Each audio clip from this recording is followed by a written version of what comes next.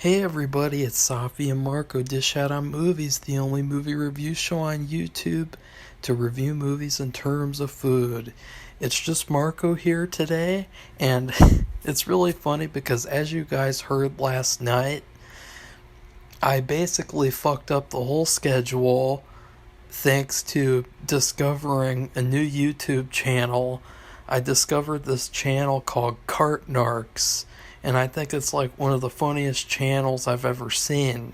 And I literally spent like hours watching it, and so I was gonna like watch a movie yesterday and review it and upload it, and then today I was gonna watch 10 episodes of TV, review that, and do something special with that.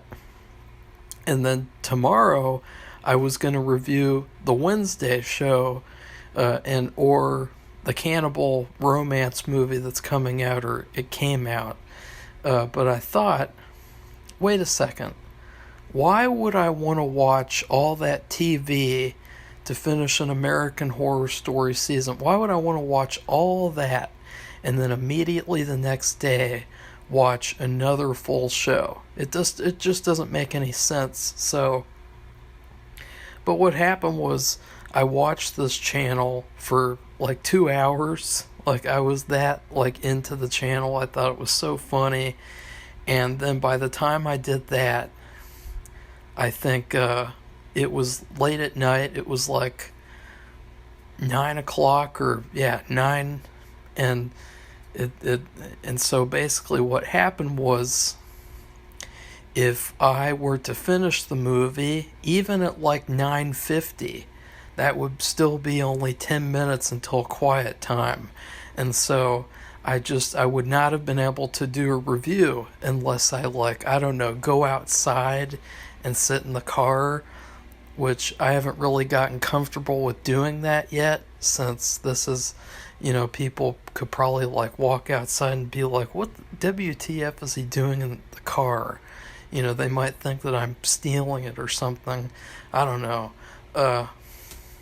So I did end up watching the whole movie last night though, and so I'm going to do that for today, and then tomorrow I'm going to watch and review the TV show American Horror Story Season 3. So today I am here to review another movie that would have been a perfect... I mean, guys, you want to know what would be a good commentary movie? Route 666 was one of them. That would have been a good commentary for sure. Because the thing is, too, is that you never know what kind of antics are going to ensue when you do a commentary. For instance, when I did the Summer of 42 commentary, I don't know if you guys listened to it, I spilled champagne all over my phone. And it was so funny because it was all over it, and I had to clean it up while I was recording, while I was commentating. It was a disaster. And then I had this other thing happen, and there were so many weird things.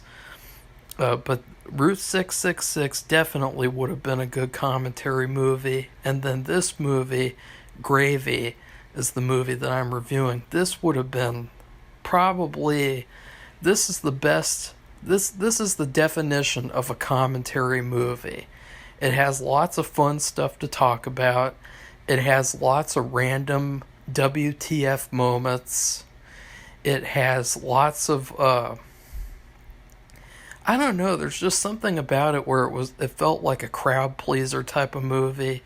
But I gotta be honest, this movie is one of the best movies that I've seen all year. It is so good.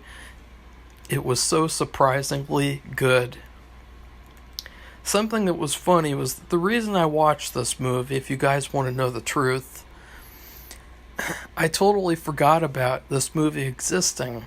You see, I've been a Psych fan for years and years now. If you've ever seen the show Psych, or watched that when it was around, or watched the movies that came afterwards, a huge, huge fan of Psych. And James Roday Rodriguez, the star of Psych, he made this as his first movie directing, writing. He even acts in it near the end. He's in a little cameo scene. And I was going to watch the movie when it came out. I can't remember why I didn't. I don't think I might have forgotten about it, because I honestly forgot it existed until I just saw it on Tubi, and I was like, oh yeah, that would be a great movie to watch.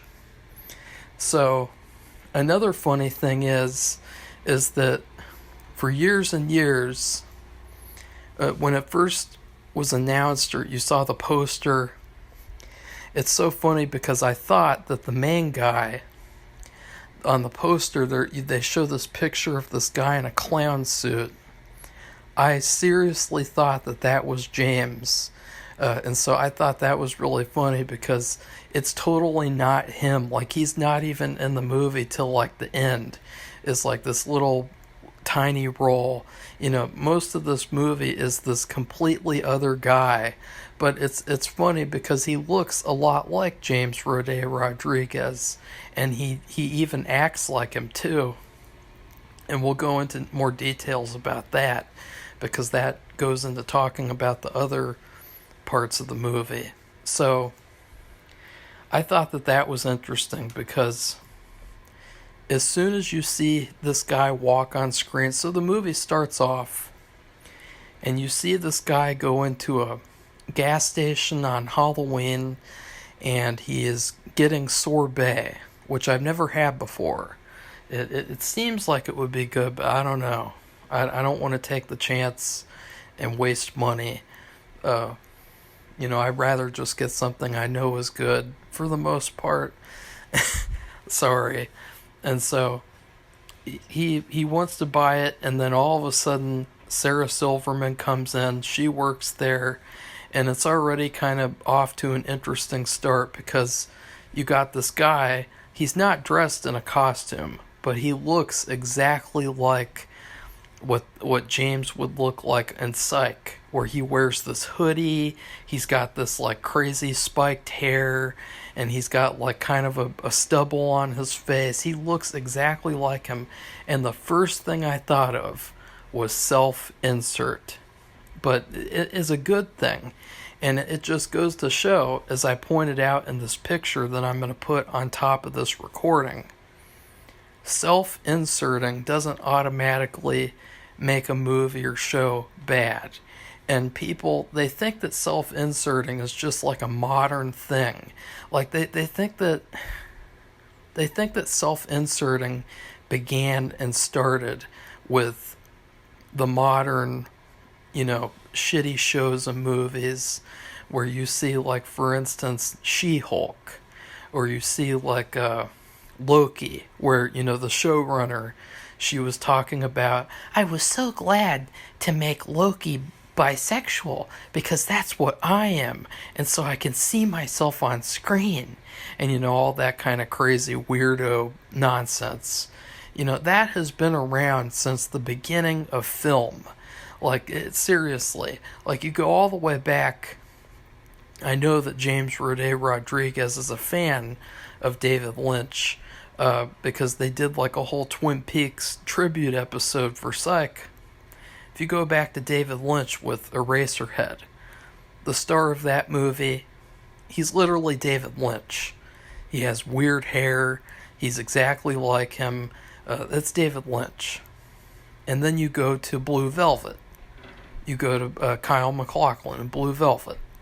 It's David Lynch. Like, just literally, like, it just blows my mind that people like to pretend like that's a modern trend and it only happens in bad movies. It's just the stupidest shit that I've ever heard.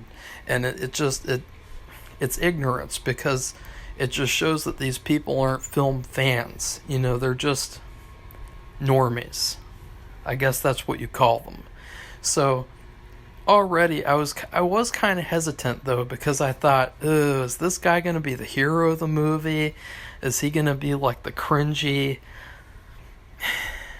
like, I don't know how to describe it. These movies that come out nowadays where they just have these cookie cutter heroes, cookie cutter love interests. That's what I thought as soon as I saw him.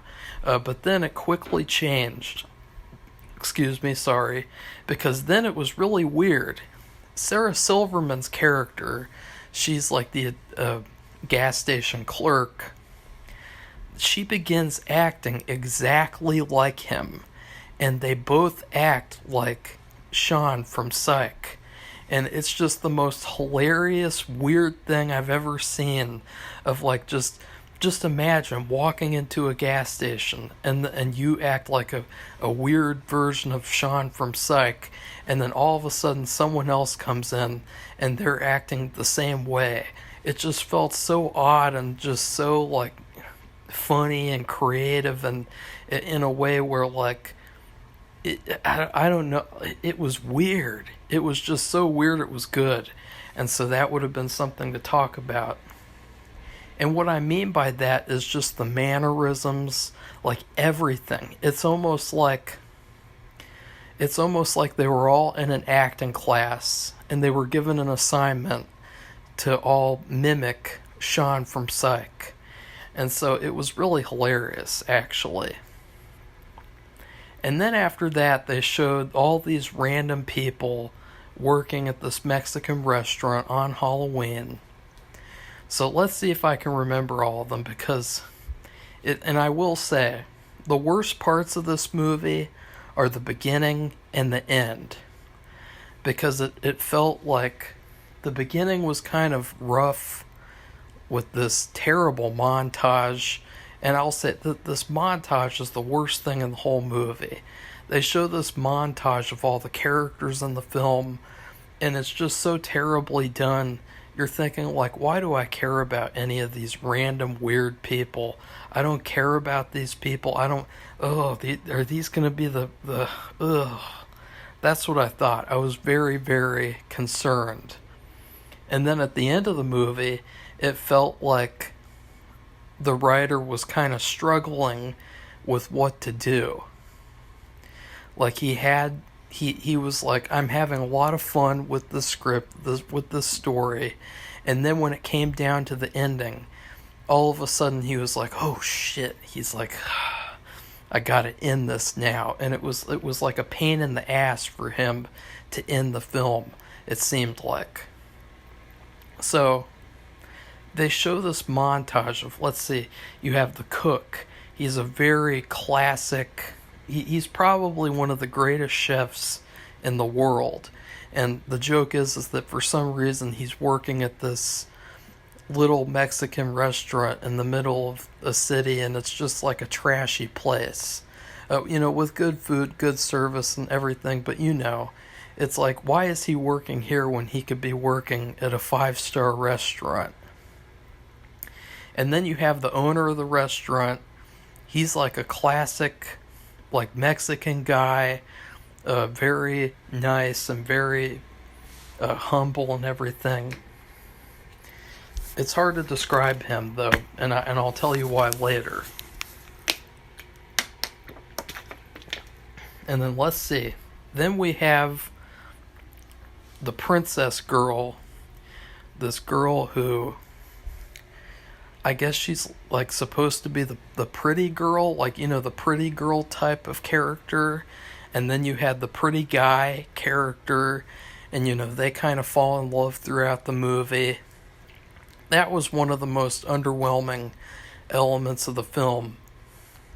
It didn't really feel, it was weird. It was like, with a lot of the movie, it was satire, it was parody, it was, making fun of things, all sorts of things. But that was one of the elements where I was wondering, is this supposed to be funny? Like, because I can't stand. That's one of my biggest, like, pet peeves with movies. One of my least favorite movie tropes is when you have the pretty lead and the pretty girl, and they fall in love, and they live in, But, that doesn't end up happening, spoiler alert, but still, it was kind of like, you always got to have those two characters. And in a way, they were kind of like token characters. I mean, It really felt like they were that useless. And then you had the security guard. Now this was the funny thing, was that the security guard was played by one of the actresses from American Horror Story Season 3. So I thought it was really funny that I was reviewing this right when I was going to do the review for that season. She did a really, really good job. You know, she was funny. She was, just like she was on American Horror Story. And she was definitely one of the better actors in the film. And then you had, let's see, is there anyone else? Oh, yeah. Then you had the main character, essentially. I don't want to call her the type of character she is because it would give things away. Let's just pretend that she was boring, because I didn't think that she was boring. But just to, give her a title for now. Then you had the boring girl, and she had like a football jersey on, and she was planning on quitting working at this restaurant so that she could go be an ambulance worker. And so her character was very central to the film. I'll just say that. And then there's also this guy, and he is heartbroken because either his wife divorced him or she rejected his proposal for marriage. And so he's in the bathroom crying and staring at his phone. And so what happens is they're at this restaurant, and then these three people enter the restaurant. You have number one, Mary from Psych, and he is the star of this movie. I mean, he does such a good job. He gave one of my favorite performances of the year. You have him, and you have his girlfriend. She was really, really good. She was dressed up as the best Catwoman in the best Catwoman outfit in history. And then you also had the clown guy. And so that was where the opening scene came in, was that guy from the opening scene, you thought, oh, he's just this normal guy. He's quirky, he's kind of goofy, like all the characters. But then, boom, he's actually one of the main villains. And I thought, wow, that's a great... I really liked that. I thought there were a lot of great ideas in this film. And basically, they take all the people at this restaurant hostage, and they tell them, we're going to eat you. We're not only going to kill you, but we're going to eat you. We're going to make meals out of you and eat you and cannibalize you. And the ones who are still alive are going to have to watch, and you're going to have to play games with us and things. And that's when I knew that I would love this movie. Because that's when I figured out this movie is a parody satire of exploitation films from the 70s. Think Last House on the Left, House on the Edge of the Park. And immediately I was like, oh shit, this movie's gonna be fucking awesome. And I was right. This is so good. This was such a great movie, and I'm not just saying that because the person who made it was Sean from Psych. I am not just saying that. I am being completely 100% honest. In fact, if I had the time, which I don't, I would probably rewatch that movie right now because I just had so much fun with it. I thought this movie was made for me purely, like 100%. I felt like this is there's so many great things about this movie, and it really had hardly any flaws. And to think like this was his first movie, you can tell he had a lot of fun. He worked with his friends. He did a great job for his first movie. And so let's start talking about the great things in Gravy. So first off, I don't know if it was necessarily a great thing, but we have to talk about it. So the first time that they see Mary from Psych, or the first thing that I saw him in was Rose Red, and I thought that he was really good in that as well. You see, and God, what was this? Was it Steph? I think that might have been his name. You have Steph, and you have Mimi, and you have, what was the clown guy's name? I can't remember his name. Steph and Mimi are sitting in the restaurant, and they're supposedly having sex. That was the part that really got me. Already started off like scratching my head, because I was like, oh God, am I going to hate this movie? Because they went over there, and you could clearly see that they both had all their clothes on. They weren't having sex at all. It was just a show. But the thing is that the characters, the main protagonists, they're so stupid they can't even tell that. Like they're standing right there, and you can clearly see. And it's like, no, oh wow, they're just doing. It's like they're not doing anything. And so I thought that was kind of queer, but it was kind of funny if you think about it, because then afterwards it's like, no, they probably weren't doing that. They were just putting on a show, waiting for everyone else to leave, all the other customers, so that then they could take control of the restaurant. Now, everyone's tied up, and of course the security guard, she goes out first, basically, in a way, because you think, is she just gonna like talk the whole movie and just have these one-liners the whole film? Like, is she just gonna be like a Busta Rhymes and Halloween Resurrection type character? And then immediately Mimi, she goes up to her and she bites the fucking voice box out of her throat and starts chewing on it and eating it. And I thought, okay, this is my type of movie.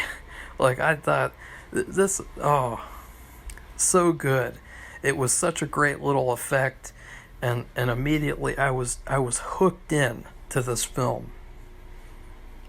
And then they start cooking the dishes in the kitchen with the chef, and the interaction between the chef and Steph is probably one of the best things about the film, because the killers, they really like this chef. Like, they, especially Steph, I mean, he thinks that this chef is like God's gift to the universe, and so he's just like, he really doesn't even want to kill him. And so there's this really great part later in the movie where the chef betrays him and he feeds him basil, which he's allergic to, and then they have this fight, and it's a really intense fight because one of them is chained up. He's just got like this collar around his neck, and he can hardly do anything, but he knows what to do because he's a chef and he can use all of these kitchen implements. And then on the other hand, you have Steph, and he doesn't even want to hurt him. And he's like, I don't want to hurt you. We were friends. And it was just really funny. And then and then he ends up killing him. It was really like a cartoon at some points, because they would just stab and stab and stab each other and slash at each other, and it wouldn't hardly do anything. It was really funny and really cool. So the security guard, she got taken out first, unfortunately, pretty much. And then they did this cool thing with the owner of the restaurant, where of course he's trying to sacrifice himself, and they play this little game where they put an orange in his mouth, or a tangerine, I can't remember, and then they put one on his head. Usually it's an apple, and so that was kind of the joke. And then Steph, blindfolded, he shoots the orange that's inside his mouth and kills him, and so then he gets cooked. And this movie was so much fun. It was such a breath of fresh air. I would highly recommend this movie. And now let's get to the best part of the movie, because you guys are going to be shocked. the best part is the boring girl, and I hesitate to call her boring because she wasn't boring at all. It's just that she was the one who you could tell she's the final girl. And then what happened was she's alone in the pantry with the clown guy. And she starts romancing him, and it was so great because then you remember, oh, that's why they had that scene in the opening of the film. Because originally, I was going to kind of criticize that scene and say, but really, you think about that scene, it was integral to the film because it's showing he can just be easily romanced. He'll just fall in love with anyone. And so he's falling in love with the boring girl. And you realize she's the final girl. And so the rest of the film is really her trying to pretend to like him and pretend to be on his side. And you have all these amazing things that happen. There's a really good fight with her and Mimi. And I haven't mentioned Mimi. She was insane. She was crazy. She was kind of scary. I mean, she was probably the scariest out of the three of them because the other two were more funny, were more like, cracking jokes, especially the clown guy because he talks really funny. He has a really funny voice.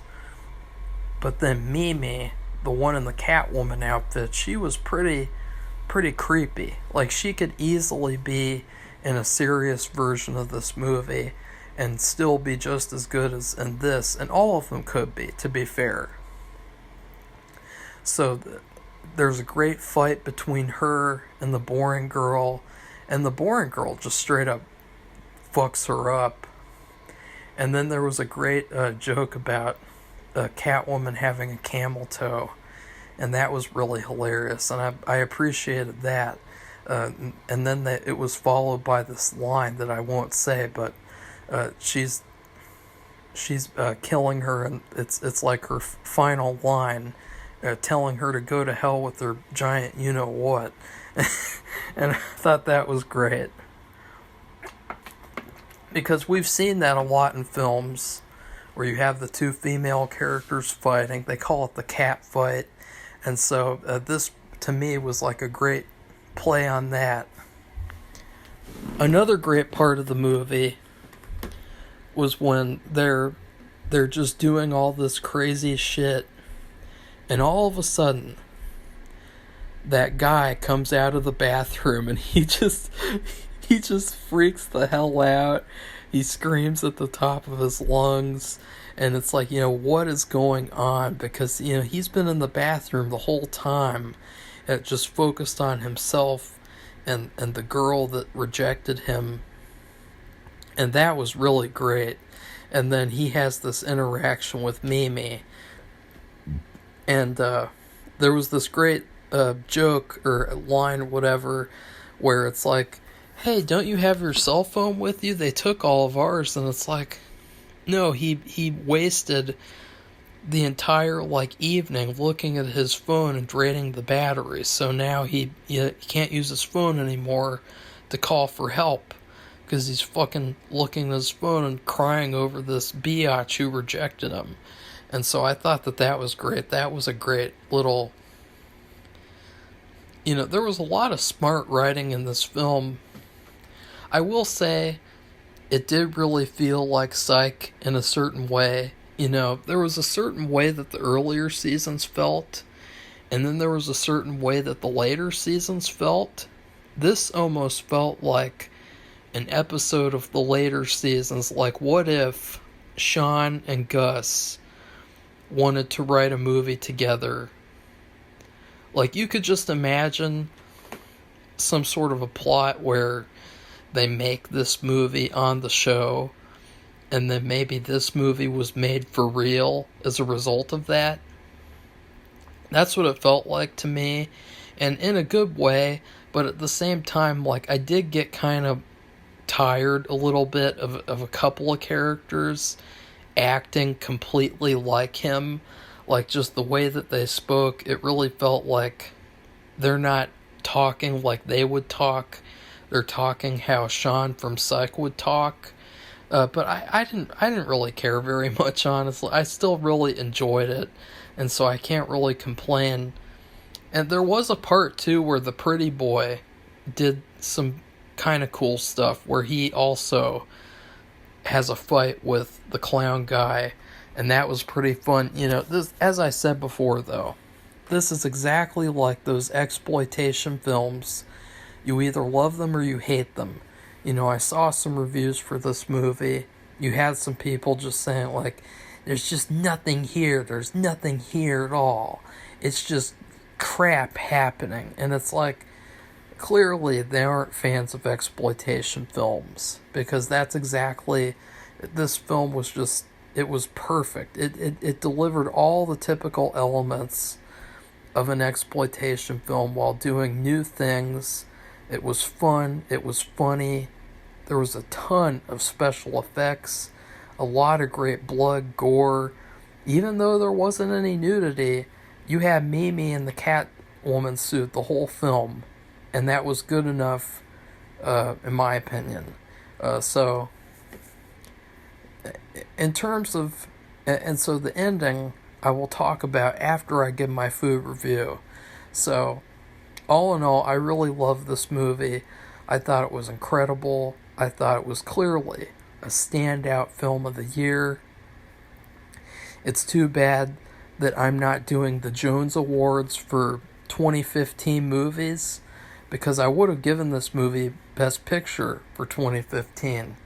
Because when I look back at in fact, let's go look at movies in 2015. Let's go see what other movies could possibly beat out Gravy. And I think it's called Gravy. I think it's called Gravy is like crazy. Like that's what it's kind of referring to. I'm not sure though. So let's see. 2015. Let's find some overrated trash movies that we can trash on and say that's not as good as Gravy. And let's also give this a food review. This movie, I liked it so much, I'm going to blow your guys' minds. It might just show that I'm biased, or that it just shows that I can't resist when I see a good movie, when I see something that caters to me, instead of insulting me and catering people who don't even watch movies or go see them and support them. Well, let's see. I see a couple that are pretty good. Let's see. Let's go through all these movies and say, is Gravy better than this? Because this is important. This is what you have to do. And it'll show you guys how worth watching this movie is. Faults. That was one of the worst movies of the decade. Trash. Gravy is way better than Faults. Way better than Hot Tub Time Machine 2. Way better than shitty ass Star Wars 7. Way better than American Ultra. Way better than shitty ass Goosebumps. Way better than The Woman in Gold, 99 Homes, Black Mass, Ant-Man, Avengers 2, Daddy's Home. Ew, I forgot about that movie. That was average as hell. End of the Tour, Truth, Knock Knock, Sicario, The Revenant, Creed, Steve Jobs. These movies pale in comparison to Gravy. Jurassic World? Seriously? Spotlight? Ugh. Boring, overrated garbage. Trumbo? That was okay. Stanford Prison Experiment? That was really good, but Gravy was better than this. Hateful Eight? Ugh. Doesn't even come close to Gravy. The Witch? Doesn't even come close to Gravy. Now we have a problem, because we have Bone Tomahawk, The Gift, The Big Short, and Pawn Sacrifice. Those movies, they are on the level of Gravy, but they're not better than Gravy. Okay, so it's a 5-way tie with Gravy. So now I'm going to give the food review of this movie. Then I will talk about the ending briefly. to end my review. I would rate this movie, honestly, and I don't give this food review very often because I reserve it for things that I really, really like. I would give this movie spaghetti. And spaghetti is my favorite food, so just shows how good this movie is. It's spaghetti. It's everything I could want in a movie and more. And I would highly recommend it. It's not a perfect movie. It's not the greatest movie ever made. It's not one of the top 10 greatest movies ever made, but it was really, really good. And nobody even talks about it or knows that it exists. So for the ending, they had this really good sequence where the clown guy is chasing around and fighting with the final girl. And she ends up escaping. And then what she does is she gets taken away by the ambulance drivers, who are, of course, James Roday and Dooley Hill, making little cameos in the film. That was really fun. You know, you could tell that they were having a lot of fun. They're putting on these little costumes. It was especially funny because Dooley Hill, he was doing like a Jamaican character. I thought that was really great. And then we see months later, to kind of bookend the film in a really pleasing way. Oh yeah, and so Steph died. So Steph also got killed by the Basil. But we see the clown guy. It's Christmas time, and he's in a suit, and he's got flowers, and you're thinking, uh-oh. And then we see in his car one of the funniest things in the movie. He has the chopped off head of Steph, and he's holding, and it just looks so funny, and he has like this burned Freddy Krueger face since the chef threw hot oil on his face, and really, really funny. And he's just got this chopped off head in his car, in the front seat of his car. And so he gets out and he goes right into the gas station, and he hooks up with Sarah Silverman. Meanwhile, the final girl pulls up on a motorcycle, and she's taking pictures of them. And then they do this weird thing where they zoom into her face, and she's laughing in like a creepy, maniacal way. And that's the part that I really liked about it, because she, throughout the movie, she wasn't that great. Like, she was okay. You know, she wasn't bad at all. You know, typically I hate final girls. I despise them. I think they're some of the worst characters in horror movie history, because it just gets so predictable when you watch one. And you can point out, oh, okay, the most boring character is the one who is going to survive. Yay. You know, it used to be a lot less predictable. Especially movies like Sleepaway Camp, or movies, even like Friday the 13th. Or, yeah. It's hard to think of others, because then you think of the bad ones too. But it was weird because she did such a better job acting evil and crazy than the actual villains of the film. With just that little snippet at the end of her laughing like a maniac, I thought, wow, she would be good in like a serious film with dealing with like a bunch of crazy people, a bunch of crazy cannibals. So overall, I'd highly recommend this film. So please like this video, comment, and tell me what you thought of Gravy, because there is still a lot I could have talked about, you know. There was an interesting scene where the pretty boyfriend, he has like a boxing match, and it's really cool because then the clown guy picks him up and he just pushes him up into the metal fan and, you know, kills him.